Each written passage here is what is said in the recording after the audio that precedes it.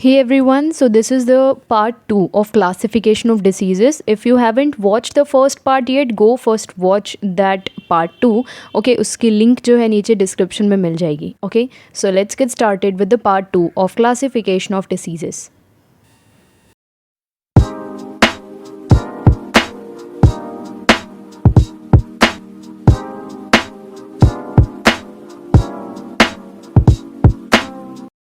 Okay so हमने previous video में acute disease पूरा कवर कर लिया था and in this video we are going to talk about the chronic diseases and its types and management. Okay, how do you manage those cases. तो first of you need to know कि what is chronic disease. ठीक है, हमने acute disease का define देखा था, chronic disease में उसका उल्टा रहता है. ठीक है, तो इसका जो बिगिनिंग है it is very much gradual and imperceptible. Like you can not see its beginning, like where did it exactly started वो नहीं पता चल सकता है. Unlimited life long suffering, and जैसे एक्यूट में it has a tendency to recovery, but chronic disease में it has a very less tendency to recovery and it has a tendency to continue to the next generation. Right, वो hereditary आगे बढ़ती जाएगी, दूसरी generations में पास on होती जाएगी until you treat that condition. Right, unless treated with the dynamized homeopathic remedies. Okay, so let's read out the definition. Chronic diseases are the diseases which have a gradual and imperceptible beginning, unlimited lifelong suffering, no tendency to recovery, and have a tendency to continue to the next generation unless treated with the dynamized homeopathic remedies. Talking about the types of chronic diseases, हमारे पास 3 types होते हैं. Artificial chronic diseases, pseudo chronic diseases and जो मायाजमेटिक true chronic disease होते हैं वो. ठीक है, so first we will be talking about artificial chronic disease. तो इसका मीनिंग क्या होता है कि सपोज़ कोई पर्सन है, उसने बहुत ज़्यादा लंबे टाइम तक एलोपैथिक मेडिसिन ली है, तो that allopathic medicine they have a very adverse effect on his health upon a long time. Right, so that जो डिसीज़ जो इन एलोपैथिक मेडिसिन के लेने की वजह से बनता है उससे हम आर्टिफिशियल क्रॉनिक डिसीज़ बोलते हैं. एंड इसका मीनिंग यही नहीं होता है कि सिर्फ एलोपैथिक मेडिसिन ज़्यादा लिया तो जो डिसीज़ बना उसको आर्टिफिशियल क्रॉनिक डिसीज़ बोलते हैं. इवन इफ़ हम होम्योपैथिक प्रिस्क्रिप्शन जो है वो गलत देते हैं एंड जो हैफेजर्ड प्रिस्क्रिप्शन मतलब कि एक तो मेडिसिन रॉन्ग हो गई, ऊपर से डोसेज रॉन्ग हो गया एंड रिपीटिशन में भी गड़बड़ हो गई, so that is known as a haphazard homeopathic prescription. That also complicates the case. ठीक है, तो उससे भी आर्टिफिशियल क्रॉनिक डिसीज़ बन सकता है. ठीक है, एंड इसके अलग अलग नेम हैं. आर्टिफिशियल क्रॉनिक डिसीज़ बोलते हैं, आइट्रोजेनिक क्रॉनिक डिसीज़ बोलते हैं एंड ड्रग डिसीज़ बोलते हैं. ठीक है, see this is one of the most incurable chronic disease. Okay, this one is the most incurable chronic diseases. They are produced artificially. Why? Because of the violent and abusive actions of the previous remedies taken.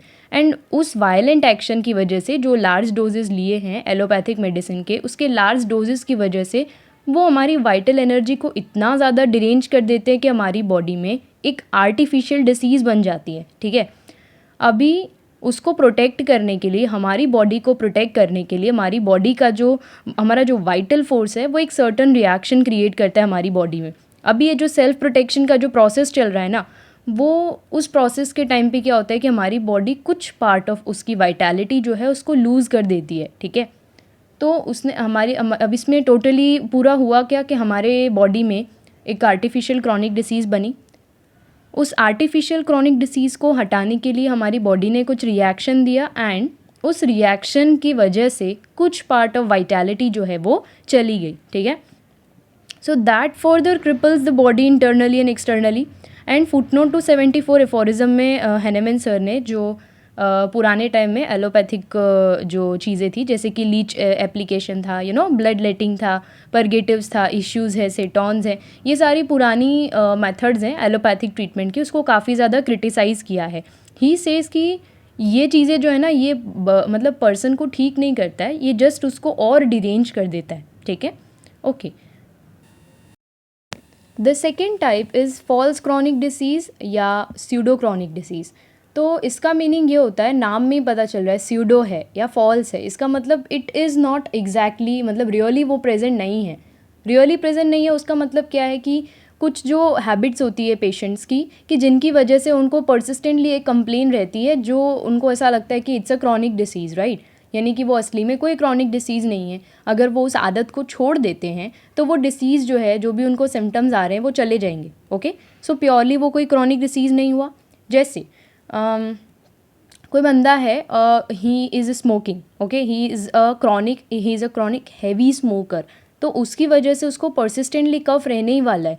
अब वो उसकी कितनी भी medicine ले ले, कुछ भी कर ले, लेकिन वो कफ तब तक नहीं जाएगा until and unless he quits smoking, right. मतलब इस चीज़ को हम क्या बोलते हैं, टाइप्स ऑफ कॉजेज़ में पढ़ा था ना, मेंटेनिंग कॉज बोलते हैं, ठीक है। सो इस मेंटेनिंग कॉज को हम जैसे ही हटाते हैं वैसे ही वो डिसीज़ चली जाती है। Okay, so let's read it out. These are the diseases that patients bring upon themselves. Why? Because of prolonged and continual exposure to avoidable maintaining cause. That person can avoid smoking, right? वो smoking avoid कर देगा, उसको cough भी चला जाएगा, but he is not doing so. Okay? No chronic miasm is in the background. ठीक है? Now when the maintaining cause is removed, the illness disappears. Okay? Other examples I would like to give is कि if a person is having a habit of taking liquor or any kind of other dissipation, ठीक है, जो proper nutritive things रहती है हमारी body के लिए, जो न्यूट्रिटिव सप्लीमेंट्स रहते हैं, he is having a prolonged abstinence to those things, right? Those are necessary for the maintenance of life. तो उससे जो चीज़ें हो रही है, वीकनेस है, एमैसिएशन है, तो वो उसी की वजह से है, ठीक है। थर्ड एग्जाम्पल इज़ कि अगर कोई पर्सन जो है वो अनहेल्दी जगहों पर, मार्शी लोकेलिटीज़ पर रहता है, तो उसकी वजह से जो प्रॉब्लम्स आ रही है वो अपनी लोकेशन चेंज करेगा, प्रॉब्लम ठीक हो जाएगी, ठीक है। deprivation of exercise and open air is also one of the example. Or if you overexert your body or mind, or you are constantly living in a constant mental and physical strain, that is also one of the good example. Okay, now comes the main hero, right, जो chronic disease, माइज़मेटिक disease जो हम बोलते हैं, इसको हम true chronic disease बोलते हैं, या तो फिर नेचुरल क्रॉनिक डिसीज़ बोलते हैं, और you call it as a miasmatic disease, ठीक है। हमें पता ही है कि 3 माइज़म्स रहते हैं, सोरा, साइकोसिस, सिफिलिस। ओके, इसकी एक पूरी हिस्ट्री है कि how Hahnemann arrive to the theory of chronic disease, that is also a separate question, उस पर भी वीडियो आ जाएगी, और वो भी एक काफ़ी ज़्यादा इंपॉर्टेंट क्वेश्चन है, वो भी 15 मार्क्स में पूछा जाता है, ठीक है। So don't miss that question also. Okay, so they arise from chronic miasm, as we all know, psora, sycosis and syphilis.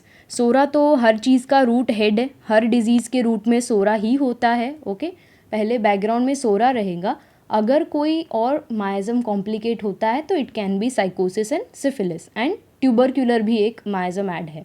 Okay, they continue to progress unless controlled by homeopathic employment of remedies that are specific to them by their symptomatology. अभी इसमें ऐसा कुछ भी नहीं है कि तुम उसको एक्यूट डिजीज़ के जैसा अपनी वाइटल फोर्स पे छोड़ सकते हो, या तो फिर ये जो हमने स्यूडो क्रॉनिक डिसीज़ में उसके मेंटेनिंग कॉज को हटा दिया, या तुमने कुछ डाइटरी चेंजेस कर दिए या लाइफस्टाइल मॉडिफिकेशन कर दिया, तो भी क्रॉनिक डिसीज़ जड़ से नहीं जाने वाली है। That needs a proper miasmatic dynamic medicine, ठीक है। Okay, so they continue to progress unless controlled by homeopathic employment of remedy that are specific to them by their symptomatology. Okay, the best mental, जो मैंने बात कही कि किसी भी change की वजह से ये डिजीज़ ठीक नहीं होने वाली है, ये वही लाइन है। The best mental and corporeal changes, the most robust constitution, the best regulated mode of living and even the vigorous energy of vital force. Even हमारा vital force भी इसको क्योर नहीं कर सकता, ठीक है, उसको भी डायनेमिक मेडिसिन की हेल्प की ज़रूरत पड़ती ही है। दे कैन नॉट कंट्रोल और cure them. Okay, so our vital force, उसके पास एक्यूट डिजीज़ को फाइट करने के लिए पावर होती है, but not for the chronic diseases. Okay, these miasms they have a tendency कि भाई वो हमारे बॉडी में डॉर्मेंट रह सकते हैं, और जैसे ही कुछ फेवरेबल कंडीशन आई वो अराउज हो जाएंगे, and they will form number of chronic diseases in the human being, है ना। In youth the miasm can be latent, but it can become aroused by any of the causes, ठीक है। किसी भी type के cause की वजह से वो वापस से डॉर्मेंट से वो वापस एक्टिवेट हो सकता है। ओके, नाउ हमारे पास जो क्रॉनिक डिसीज़ है वो 2 टाइप के होते हैं, जो माइज़मेटिक डिसीज़ होती है, सिंपल एंड कॉम्प्लेक्स। सिंपल मतलब कि एक ही माइज़म है, कॉम्प्लेक्स यानी एक से ज़्यादा माइज़म है। ओके, सो ये अपना क्लासिफिकेशन ऑफ डिसीज़ जो है वो ख़त्म हो चुका है। Okay, so if you want to know about me, I only love making videos such as this one, so you have to subscribe this channel to get such lectures of mine, because अभी organon पे काफ़ी सारे अच्छे अच्छे videos आने वाले हैं, because I am personally loving this subject right now. And to watch my previous work, you can tap the link given in the description below, the first link in the description. That is the link of the playlist of lectures on organon of medicine. Plus you can have the lectures of pathology, anatomy and physiology also, और उसके important questions भी है. Okay, so all these links are given in the description below, and if you want to read my blog post, then उसकी भी link नीचे description में मिलेगी. Okay, so you can go and watch that. If you have any question, you can comment down below, and I will try to answer all of those questions. And अगर notes purchase करनी है, then also you can contact me on my Instagram or in my Telegram or anywhere if you want to buy those notes. Okay, so see you all soon, and thank you for watching. Keep learning.